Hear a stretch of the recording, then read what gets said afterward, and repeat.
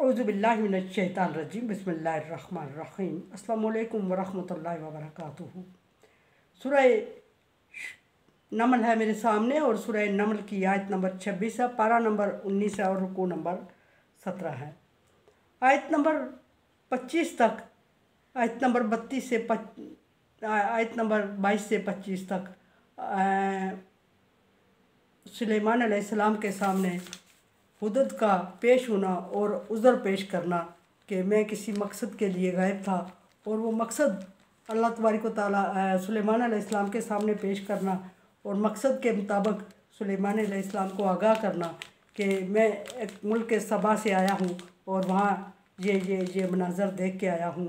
और अगली बात जो आखिर फरमाई वह अर्ज़ की वो ये कि शैतान उनके रुके हुए है कि वो उस अल्लाह को सजदा करे जो ज़मीन और आसमान की पोशीदा चीज़ों को जानता और ज़ाहिर करता है, और जो उन राज़ों को जानता है जो तुम छुपाए हुए हो, और उन ख्यालात को जिनका तुम इज़हार करते हो, सब अल्लाह तबारक व तआला जानता है।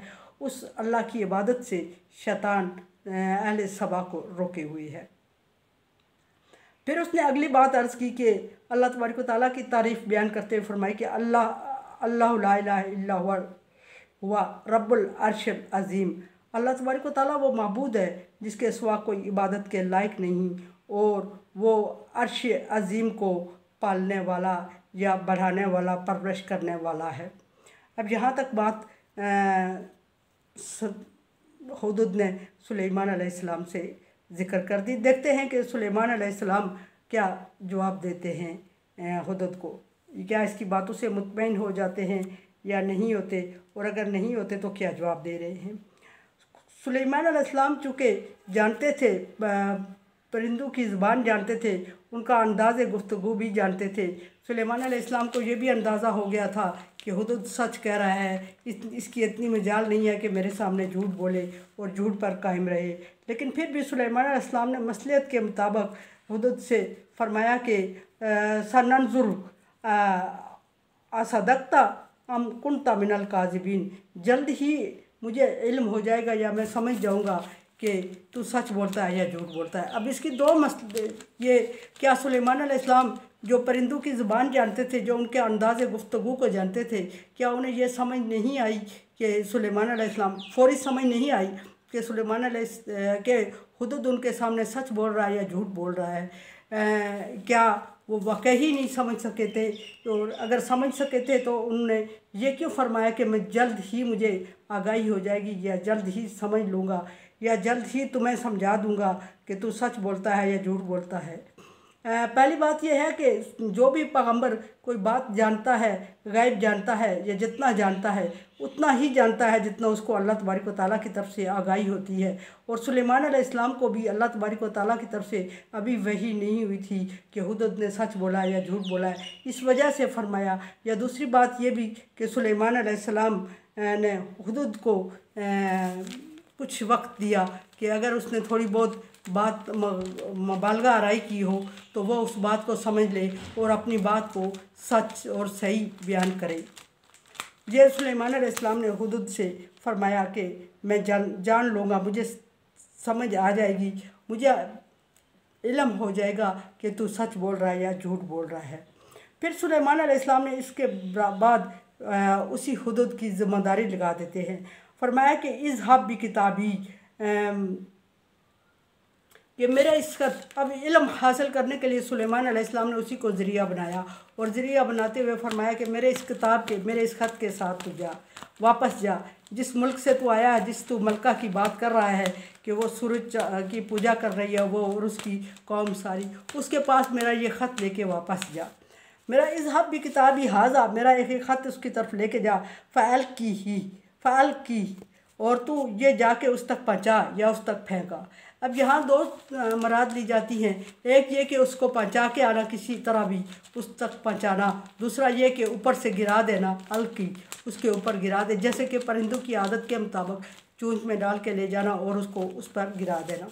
उस पर फेंक के आ, सुम्मा तवल्ला अन्हुम, उसके ऊपर फेंक, उसको पर गिरा ख़त को, और फिर तुम बहुत जल्द नतीजा देखे बगैर वहाँ से वापस हो जाना। यानी कि वहाँ खड़े होके इंतज़ार ना करना कि वो क्या जवाब देगी, बल्कि तू अपना काम करके वापस हो जाना। और फंजर माज़ा यरजिऊन, और फिर इंतज़ार कर कि क्या जवाब देती है वो लोग। यरजिऊन जमा का सिगा है और मुज़क्कर के लिए बोला गया है। इससे मतलब ये कि वो और उसकी कौम क्या जवाब देते हैं। ये सुलेमान अलैहिस्सलाम ने उसकी ड्यूटी लगाई और वो जाता है।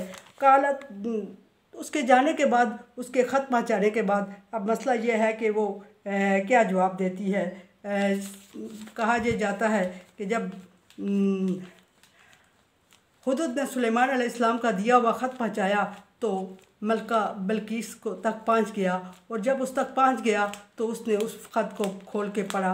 बड़ी ज़िरक थी, ज़ाहिरा बादशाह थी, और उसको समझ आ गई कि उसको समझ आ जाती है कि ये अल्लाह तबारक व तआला के कोई माने हुए पांचे हुए पैगम्बर हैं। और जो उन्होंने ज़ुबान इस्तेमाल की थी जिससे ख़त शुरू किया था, उससे भी मलका बल्कीस को समझ आ जाती है, और उसने फिर उसके मुताबिक खुद सोचना शुरू किया। और ना सिर्फ सोचना शुरू किया बल्कि अपने मुशीरों से मशवरा भी करना ज़रूरी समझा।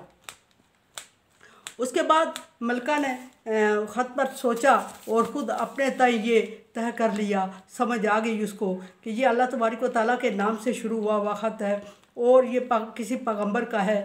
और फिर यह कि मुख्तलिफ़ तरीक़ों से इंफॉर्मेशन भी ली और समझ आई कि सुलेमान अलैहिस्सलाम ना सिर्फ दुनिया में इंसानों के बादशाह हैं बल्कि हर एक चीज़ उनके ताबे और फरमाबरदार है।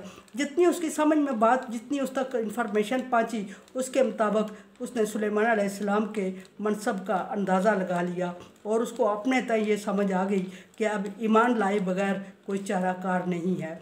और ईमान लाए बगैर चाराकार नहीं है, अपने तौर पे उसने फ़ैसला कर लिया कि वो अब सुलेमान अलैहिस्सलाम के पास जाए और ईमान का एतराफ़ करे और अपने मज़हब को छोड़ने का भी इकरार करे। लेकिन उससे पहले उसको अपने मुशीरों से मशवरा करना भी उसने ज़रूरी समझा, क्योंकि किसी भी मुल्क की हुक्मरान जब कोई फ़ैसला करते हैं तो वो वन मैन डिसीजन नहीं लिया करते। अक्लमंद और ज़िरक लोग अगर वन मैन डिसीजन लेते हैं तो फिर पब्लिक की उनके ख़िलाफ़ जब महाज़राई होती है तो वो अब बाहर के लोगों का मुकाबला तो कर सकते हैं, अपने एरिए के या अपने लोगों का मुकाबला उनके लिए मुश्किल हो जाता है।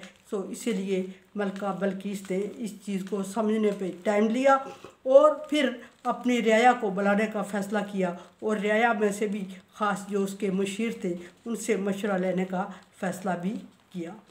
अब देखते हैं कि सोचने के बाद मलका बल्कीस किस तरह अपने लोगों से बात करती हैं और फिर किस तरह उनसे मशवरा लेती है और कितने हद तक उनके मशवरे पे अमल करती हैं, या वो सुलेमान अलैहिस्सलाम के पास अकेली हाज़िर हो जाती हैं। ये कल इंशाअल्लाह। कुरान समझे, देखे, समझे और सब्सक्राइब करें और सब्सक्राइब जारिया में मेरा साथ दें। अल्लाह तबारक व तआला का हुक्म तावनो अला बिर्रि व तक़वा, नेकी और भलाई के कामों में एक दूसरे से तावन करें। सो चैनल को सब्सक्राइब और शेयर करके तावन करें और सदका जारिया में मेरा साथ दें। अल्लाह हाफ़िज़।